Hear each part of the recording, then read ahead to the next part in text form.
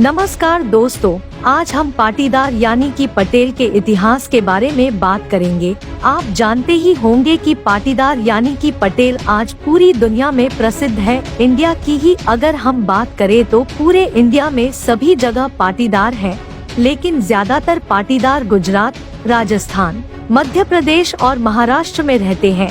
सिर्फ ब्रिटेन में ही लगभग 2 लाख से अधिक पाटीदार हैं, जो कि वहां पटेल नाम से जाने जाते हैं।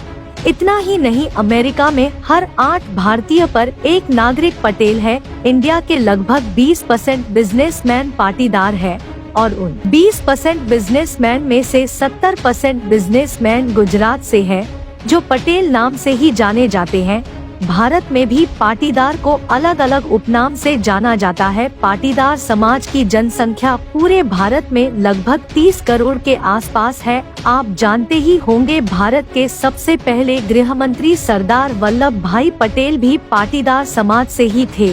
यह थे पाटीदार के बारे में कुछ फैक्ट। अब मैं आपको पाटीदार का इतिहास बताने जा रही हूँ कि पाटीदार की उत्पत्ति कहाँ से हुई, किस तरह पूरी दुनिया में पाटीदार ने अपना नाम फैलाया। पूरी इन्फॉर्मेशन के लिए वीडियो को लास्ट तक जरूर देखिएगा। ये वीडियो देखने के बाद आप भी इन पे गर्व करेंगे। वैसे तो पाटीदार के इतिहास के बारे में कई पौराणिक कहानियाँ हैं, लेकिन कहा जाता है कि पाटीदार आर्य समूह के वंशज है, जो कि सिंधु घाटी में बसे हुए थे, जो आज भी पंजाब और पाकिस्तान के बीच में स्थित है। फिर आर्य समूह काम के हिसाब से 4 भागों में विभाजित हो गए। पहला ब्राह्मण, जिनको शिक्षा और धार्मिक सेवाएं दी गई। दूसरा क्षत्रिय, जिन्होंने युद्ध में भाग लिया और शासन किया। तीसरा वैश्य, जिनको व्यापार का काम दिया गया। और चौथा क्षुद्र, जिन्होंने तीनों समाज की सेवाएं की।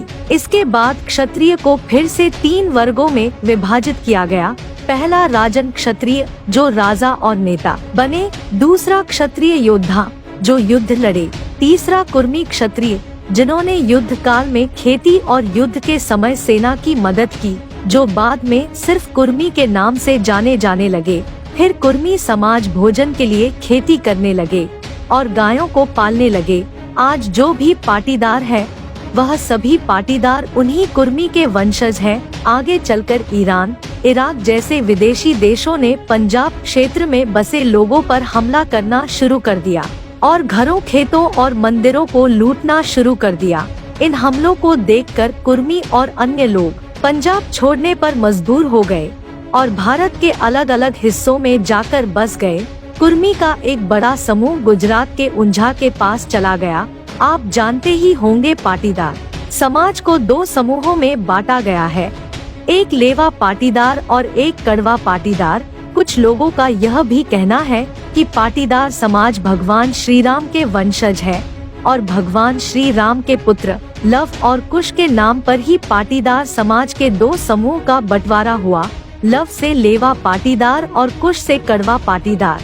18वीं शताब्दी खत्म होते होते कड़वा पाटीदार के पूर्वजों ने जाना कि शिक्षा से ही समाज की उन्नति हो सकती है, तो उन्होंने फंडिंग स्टार्ट की। उस पैसे को वो समाज में शिक्षा के लिए लगाने लगे, जिसने एजुकेशन को रिवॉल्यूशन में मोड़ दिया, जिसने आने वाली पीढ़ी को कई उद्योगपति, व्यापारी, डॉक्टर, इंजीनियर, लेखक, वैज्ञानिक, प्रोफेसर, सैनिक और कई राजनीतिक बनाने में मदद की। आज की पाटीदार पीढ़ी 130 साल पहले स्टार्ट की गई एजुकेशन रिवॉल्यूशन का ही रिजल्ट है। 19वीं शताब्दी की शुरुआत में कड़वा पाटीदार समाज ने कई सम्मेलन बनाए और सभी को जागरूक किया और पुराने रीति रिवाजों को बदलने के लिए प्रेरित किया, जैसे कि बाल विवाह, अंतिम संस्कार समारोह, दहेज और मृत्यु भोज। इस तरह की सोच ने काफी पाटीदारों को प्रेरित किया। आज हमारा इतिहास बहुत समृद्ध है और प्रेरणादायक है। हमारे पूर्वजों ने हमें वर्तमान स्थिति में लाने के लिए कई स्ट्रगल किए हैं। पाटीदारों के इतिहास में ऐसा कुछ भी नहीं है जिन पर हमें शर्मिंदा होना पड़े। So it is proud to be a Patidar. जय सरदार, जय पाटीदार, जय हिंद, जय भारत। तो दोस्तों, अगर आप पाटीदार हो और आपको पाटीदार का इतिहास अच्छा लगा हो, तो प्लीज उसे दोस्तों में शेयर करिएगा। हमारे पेज को फॉलो करिएगा ताकि आने वाले वीडियोस की अपडेट आपको मिलती रहे। धन्यवाद।